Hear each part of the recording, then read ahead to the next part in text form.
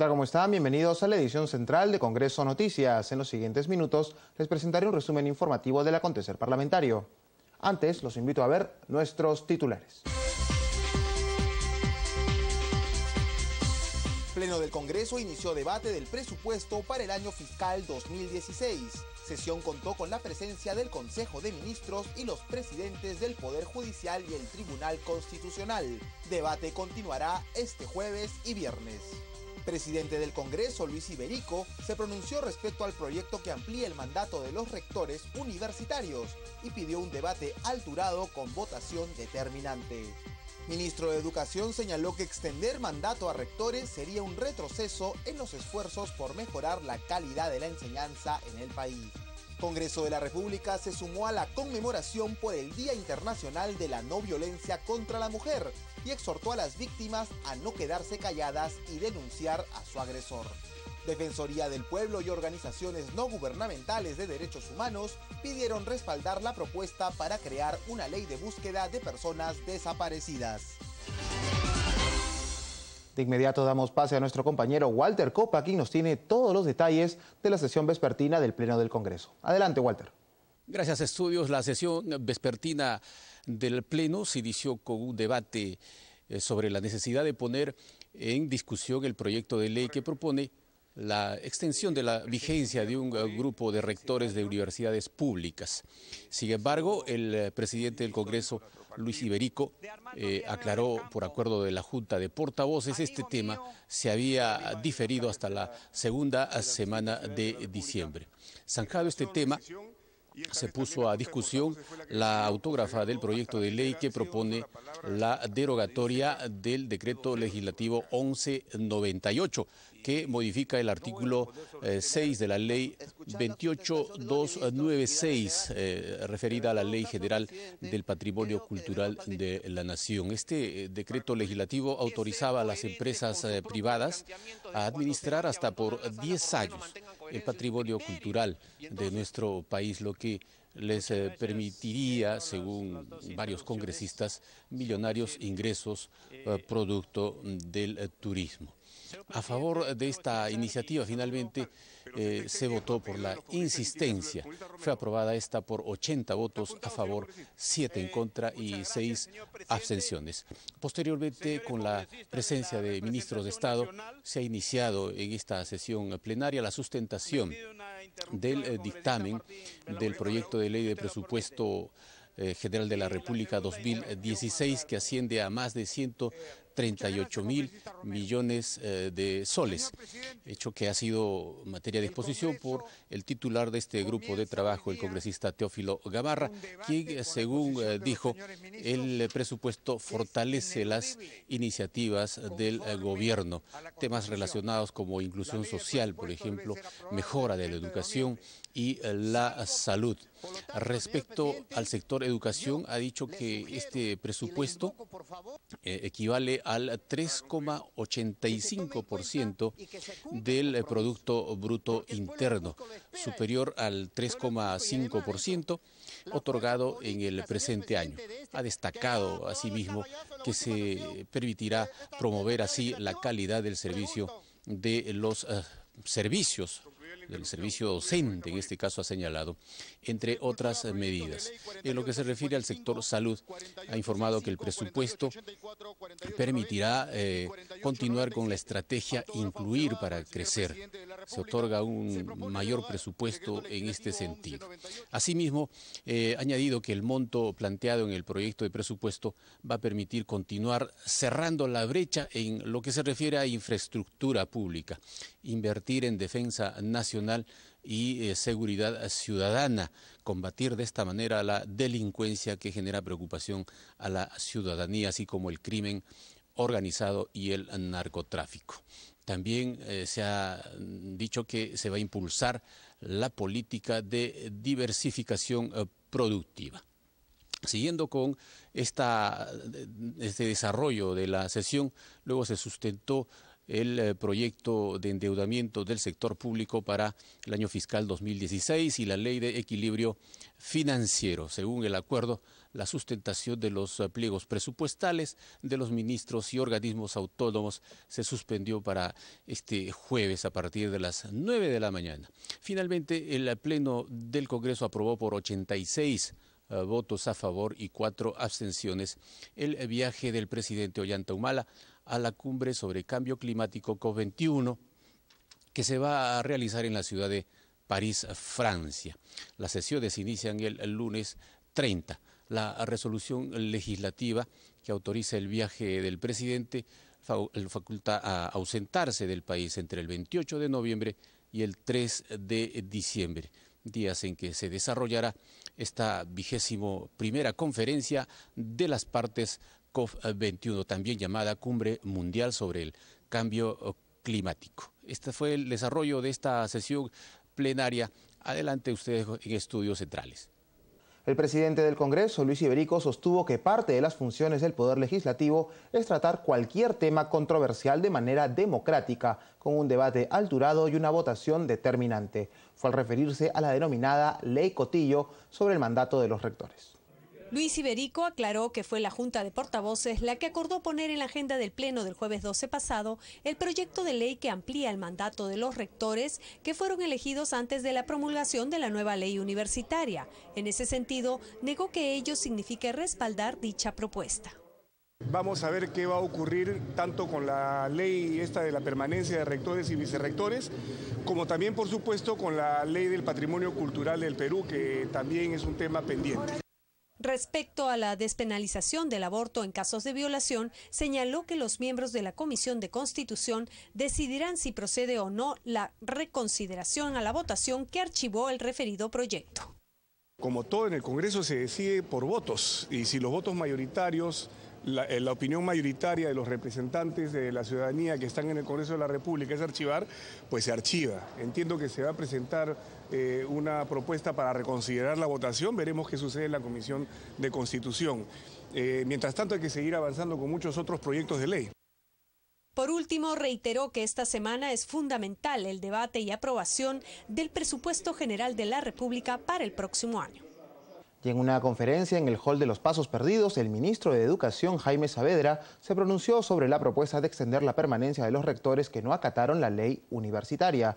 Manifestó que de proceder sería un retroceso en los esfuerzos por mejorar la calidad de la enseñanza en el país. Nosotros hubiéramos preferido que ya este tema se hubiera archivado o que se hubiera enviado este tema para una correcta discusión en la Comisión de Educación, pero lamentablemente esta maniobra, que puede ser una maniobra dilatoria, yo creo que complica un poco el panorama. Lamentablemente esto es como todavía una espada de Damocles sobre el proceso de reforma universitaria, ¿no? Que en verdad es algo que todos sabemos que es absolutamente urgente e indispensable mantener un proceso ordenado como el que ya teníamos, una ruta ordenada y clara, ¿no? De adaptación de las universidades a lo que decía la ley universitaria y a las normas emitidas por la SUNEDU. Entonces, nosotros por un lado sí hubiéramos preferido que la Junta de Portavoces archivara o enviara a la Comisión de Educación. Entonces esto, digamos, también nos preocupa.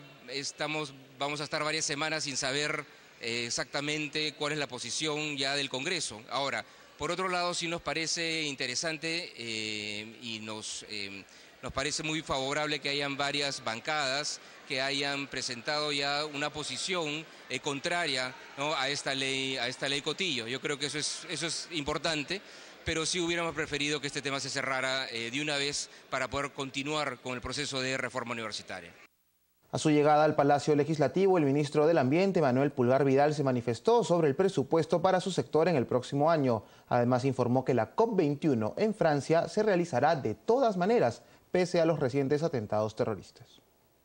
El presupuesto tiene un incremento menor porque estamos en un momento de austeridad, pero es el incremento adecuado para un sector que incluso ahora tiene un órgano adicional, que es el INAIGEM, y entonces todos van a poder cumplir sus metas, no solamente al inicio del primer semestre que corresponde a este gobierno, sino también en el segundo semestre el gobierno entrante tendrá un presupuesto adecuado para cumplir sus funciones. Una pregunta adicional, aprovechando la gentileza que usted tiene siempre con la prensa.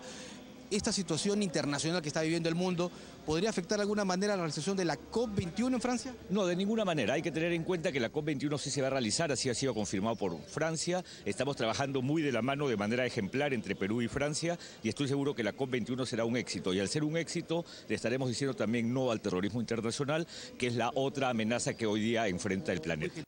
El presidente de la Corte Superior de Justicia de Lima, Osvaldo Ordóñez, fue recibido por el titular del Parlamento Nacional, Luis Iberico, a quien le entregó documentos que sustentan la demanda adicional presupuestaria del sector, en respaldo a la gestión del presidente del Poder Judicial, Víctor Ticona.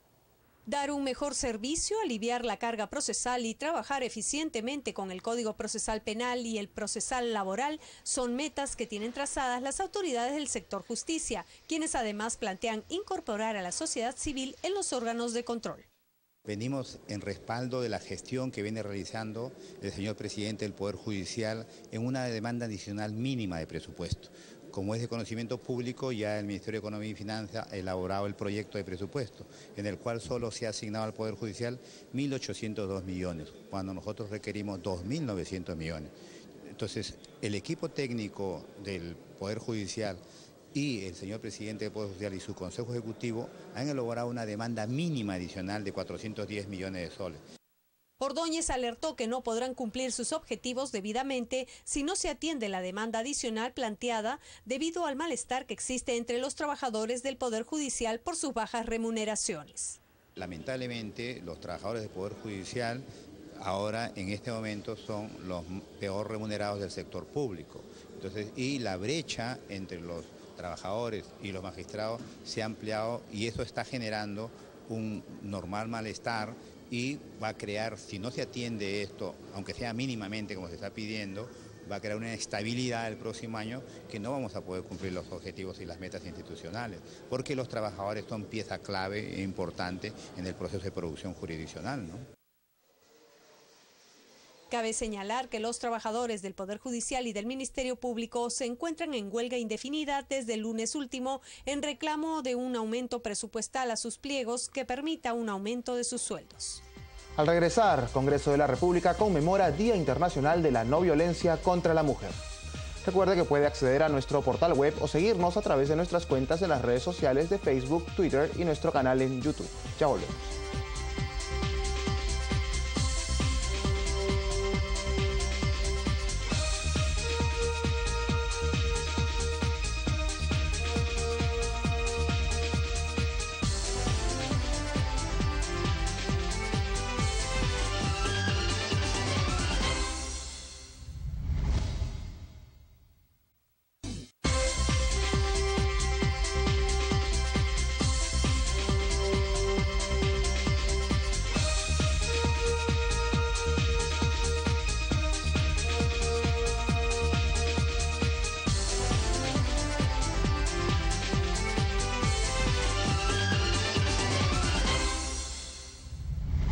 El Congreso de la República se sumó a la conmemoración por el Día Internacional de la No Violencia contra la Mujer y exhortó a las mujeres a no quedarse calladas y denunciar a su agresor.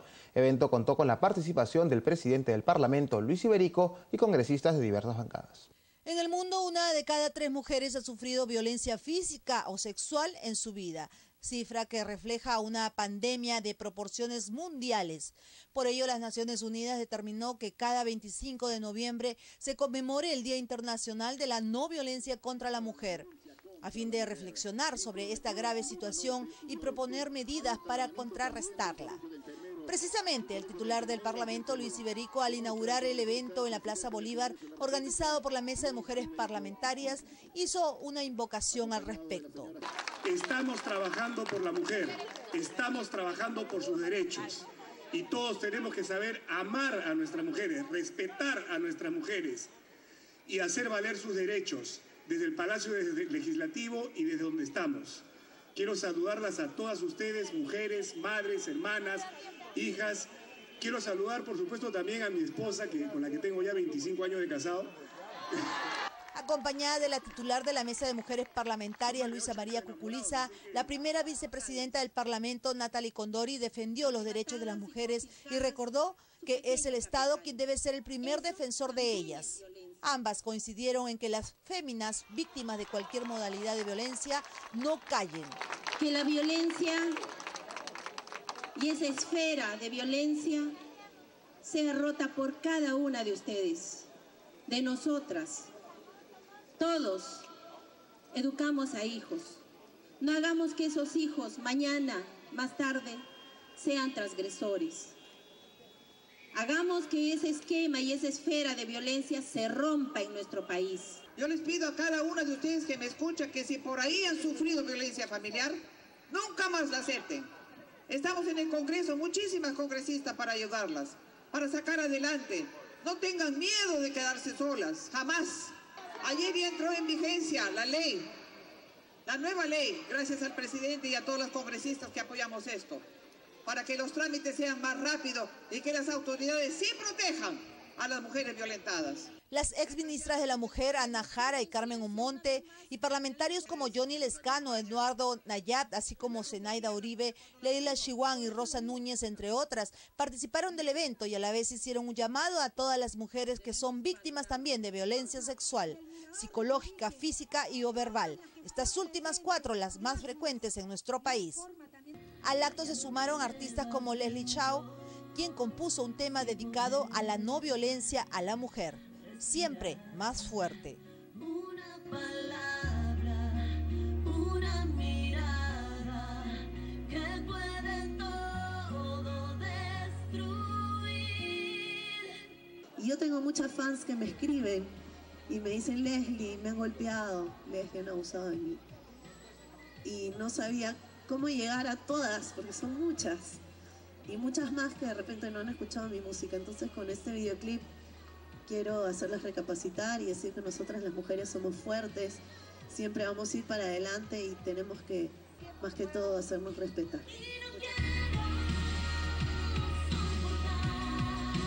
Quiero saludar a todas las mujeres del Perú y decirles que tenemos que hacer una lucha común para que se acabe la violencia contra la mujer, el maltrato contra la mujer, el daño que se les causa a la mujer. Tenemos que decirle no más maltrato para las mujeres.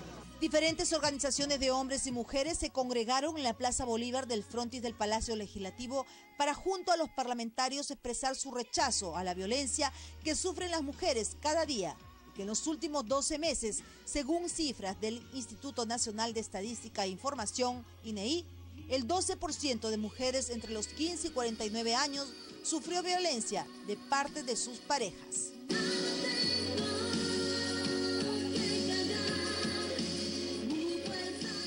Y precisamente en el Día Internacional de la No Violencia contra la Mujer, el Poder Ejecutivo promulgó la ley aprobada por el Congreso de la República que protege a la madre trabajadora contra el despido arbitrario y que amplía de 90 a 98 días el periodo de descanso pre- y postnatal.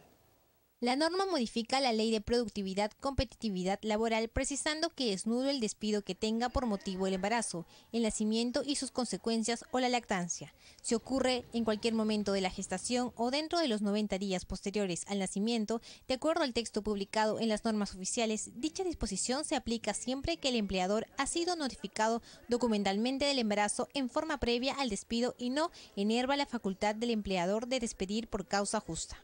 Asimismo, la ley precisa que el goce del derecho de descanso prenatal y postnatal de la trabajadora gestante es ahora en adelante es de 49 días de descanso prenatal y 49 días de descanso postnatal, y no de 45 días como era antes en cada caso. Se especifica que el goce de descanso prenatal podrá ser diferido, parcial, totalmente o acumulado por postnatal. A decisión del trabajador gestante, dicha determinación debe ser comunicada al empleador con una antelación no menor de 2 meses a la fecha probable de parto. Cabe señalar que dicha norma, que ya está en vigencia, fue aprobada por casi la totalidad de los legisladores de diversas bancadas. Cerca del 50% de los 75.637 internos que se encuentran en las cárceles del país no tiene sentencia, informó ante la Comisión de Justicia el ministro del sector, Aldo Vázquez. También se manifestó sobre las políticas nacionales en materia de criminalidad. Aldo Vázquez sostuvo que de todas las tipologías de delitos que existen, los delitos patrimoniales en el Perú son los de mayor incidencia y los que generan mayor victimización en la población. Refirió que del 100% de las denuncias recepcionadas, el 65,6% han sido por delitos patrimoniales. Asimismo, a nivel de denunciabilidad policial, del 100% de las denuncias recepcionadas, el 65,6% de ellas lo han sido por delitos patrimoniales. Del 100% de la población penitenciaria actual, que bordea los 77.000 internos a nivel nacional, el 37,7% de ellos lo son por delitos patrimoniales. Las otras dos políticas aprobadas y explicadas por el titular de Justicia están relacionadas con los adolescentes infractores a la ley penal y la trata de personas y sus formas de explotación. Respecto a los adolescentes infractores, dijo que para fines del 2014, el Perú tuvo 5.905 adolescentes infractores que se encontraban en el sistema de reinserción social en calidad de condenados, lo que representó un 7,6% respecto del conjunto de la población interna adulta. En ese sentido, dijo que fueron 3 las razones por las que el Consejo adoptó la necesidad de avanzar hacia una política criminal de carácter especializado para los jóvenes en conflicto. La primera de ellas es que los adolescentes constituyen, no cabe duda, el capital social más importante del país. Los adolescentes tienen mayores posibilidades de reinserción social respecto de los adultos. Trabajando con adolescentes en conflicto con la ley penal, interrumpimos posibles inicios de trayectorias criminales cuyas consecuencias conocemos bien. Respecto a la trata de personas, Vázquez Ríos dijo, entre otras cosas, que está a puertas de su aprobación los protocolos de actuación multisectorial frente a la trata en los ámbitos de la prevención, persecución y protección de las víctimas. Luego de su exposición, los legisladores formularon diversas interrogantes al ministro.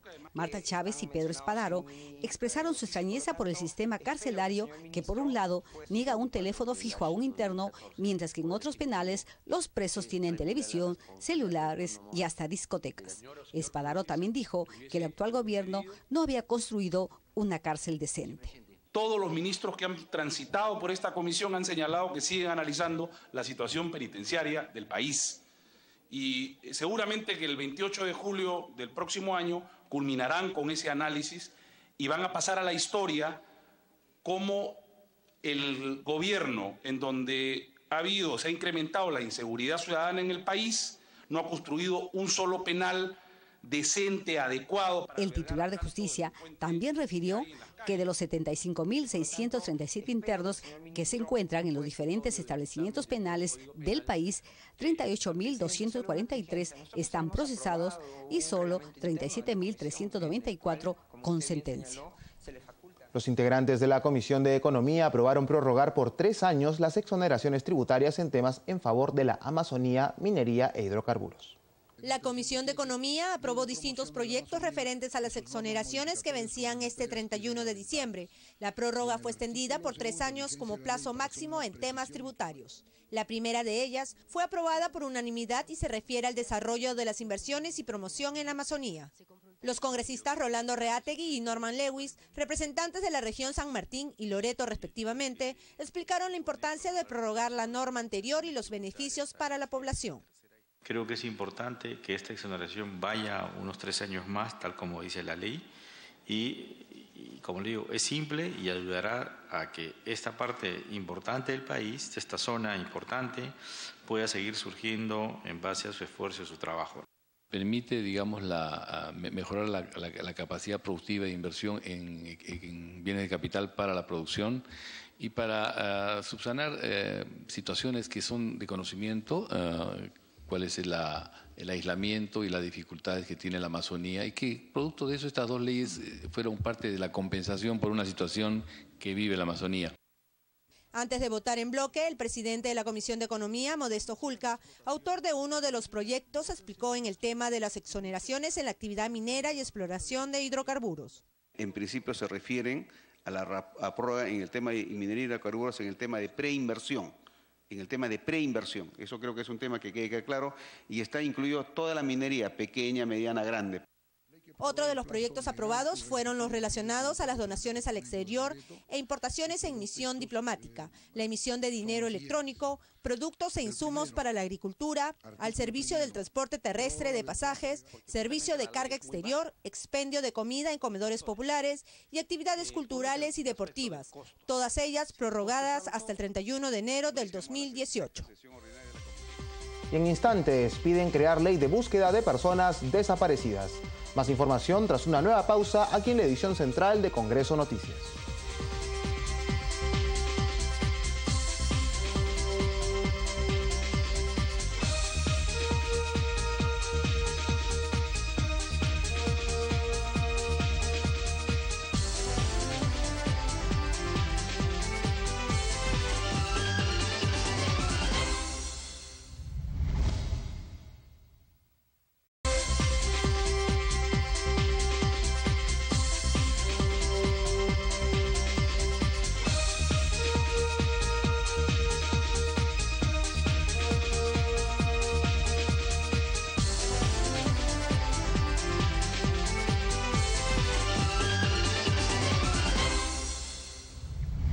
En un amplio debate, representantes de la Defensoría del Pueblo, organizaciones no gubernamentales de derechos humanos y familiares de las víctimas de la violencia pidieron al Estado respaldar la propuesta para crear una ley de búsqueda de personas desaparecidas durante el periodo de violencia terrorista. El pedido fue presentado durante el seminario Derechos Humanos y Género, organizado por la congresista Rosa Mávila, quien se comprometió a canalizar a través de su despacho el anteproyecto en los sectores involucrados. Sé que a veces no se puede hacer todo, pero hay que hacer lo más que se pueda y que podamos. Y en este breve espacio que aún me queda como congresista, me comprometo a bregar por el avance, la difusión y el derrotero del camino de esta ley. La propuesta tiene como finalidad articular y aprobar medidas relativas a la búsqueda, recuperación, análisis, identificación y restauración de los restos de personas desaparecidas durante 2 décadas. Plantea asimismo que el Ministerio de Justicia y Derechos Humanos diseñe un plan nacional de búsqueda de personas desaparecidas, así como centralizar y actualizar el Registro Nacional de Búsqueda de Personas Desaparecidas. ¿Por qué es importante este proyecto de ley? Porque es el primero que crea a nivel nacional una política pública. Hasta ese entonces lo único que teníamos eran acciones aisladas.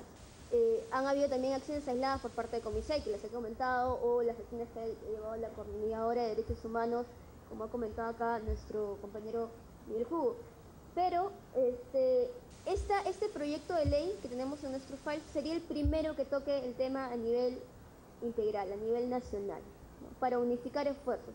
Por su parte, los representantes de la Defensoría del Pueblo, la Cruz Roja Peruana y representantes de las ONGs de derechos humanos coincidieron en que el Estado hizo frente al terrorismo y logró desarticular a estos grupos, pero lamentablemente en esos años de violencia también se produjeron casos de graves violaciones de derechos humanos por parte de algunos miembros de las fuerzas del orden, que afectaron la vida, la integridad y la libertad personal. La Escuela de Carácter y Ciudadanía y la primera vicepresidencia del Congreso organizaron el primer concurso 1 millón de corazones, iniciativa que busca comprometer a la ciudadanía con el desarrollo de su comunidad. En esta primera etapa, los temas son la inseguridad vial ciudadana y la trata de menores. Es una realidad que en nuestros barrios se evidencian crecientemente grandes retos sociales y económicos que deben enfrentar. El Estado hace grandes esfuerzos por superarlo. Para la mayor respuesta se debe construir desde la participación ciudadana. Por ello, la Escuela de Carácter y Ciudadanía, a fin de organizar a los adolescentes desde los colegios y que aprendan a mirar y enfrentar sus problemas de manera constructiva, organiza el primer concurso 1 millón de corazones. Por ejemplo, que hay mucha participación de imágenes negativas de los adolescentes. Estamos hablando que están participando en cuestiones delictivas, en el sicariato, ¿no? En muchas cosas, y levantamos la imagen del adolescente solamente por el lado negativo. Y nos estamos olvidando que el 30% de la población, donde ellos están inmersos, forma parte de toda esta dinámica social que estamos viendo cada día, ¿no? Y que ellos tienen no solamente elementos negativos, hay elementos positivos muy fuertes, hay liderazgos positivos que queremos levantar. Queremos hacerles sentir que con sus propuestas podemos dar respuesta a los principales problemas que vive el país. 1 millón de corazones es una iniciativa importante y también un compromiso con la ciudadanía y sobre todo con los jóvenes, quienes ahora tendrán la oportunidad de escribir en un portal sus interrogantes sobre los temas de inseguridad vial ciudadana y trata de menores. Y el resultado de la fecha ha sido extraordinario. Tenemos 600 ya escolares en 8 regiones del país que están trabajando y están compitiendo por presentar el mejor proyecto social que puedan levantar, ¿no?, para enfrentar estos 3 temas. Este concurso es una plataforma que ayudará a organizar equipos de 5 a 7 alumnos con un profesor y comienza en su entorno y en su barrio. Se tomará en cuenta la creatividad del emprendimiento, lo novedoso de la idea y de su implementación. Asimismo, se evaluará la capacidad del equipo de haber realizado alianzas con entidades diversas. Motivar la respuesta de los adolescentes que cursan el 4º y 5º de secundaria de frente a 3 tipos de problemas que observa en su barrio y organizarlos grupalmente a través de sus colegios en la perspectiva de un emprendimiento social. Acá les enseñamos que el trabajo grupal tiene éxito, tiene posibilidades de éxito. Y es más, uno de los elementos que nosotros validamos en el proceso es cuántas alianzas tú puedes realizar. Es decir, no solamente te formas como equipo, sino yo quiero ver cuántas alianzas tú puedes realizar en tu entorno, con los negociantes que hay en tu barrio, con la empresa que pueda haber, con los padres de familia, con la comisaría, ¿no es cierto? Y que este grupo sea un motor para jalar estos agentes que hay a su alrededor y poder conseguir el éxito en su proyecto. Cada equipo deberá llenar sus datos en el formulario de inscripción en el sitio que se proveerá en la web www.unmillondecorazones.com. Hasta aquí las informaciones en la edición central de Congreso Noticias. Siga nuestra programación en el canal 73 de Movistar y el 56 de Claro y Vez Cable. Y entre 9 y 10 de la mañana en señal abierta por TV Perú. Hasta pronto.